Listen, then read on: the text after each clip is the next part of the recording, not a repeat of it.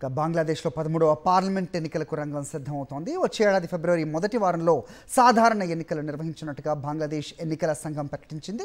అయితే స్వేచ్ఛ స్వజావుగా ఈ ఎన్నికలు నిర్వహించడం సవాల్తో కూడుకున్న పని అని చీఫ్ ఎలక్షన్ కమిషనర్ నసీరుద్దీన్ తెలిపారు.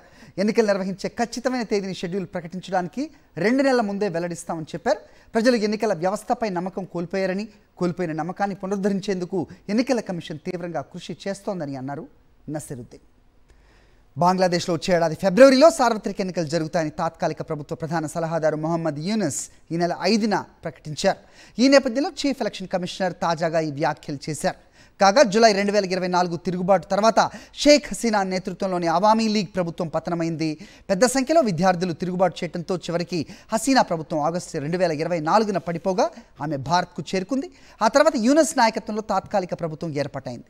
గత కొద్ది నెలలుగా బంగ్లాదేశ్లోని రాజకీయ పార్టీలు తాజా సార్వత్రిక ఎన్నికలను డిమాండ్ చేస్తున్నాయి.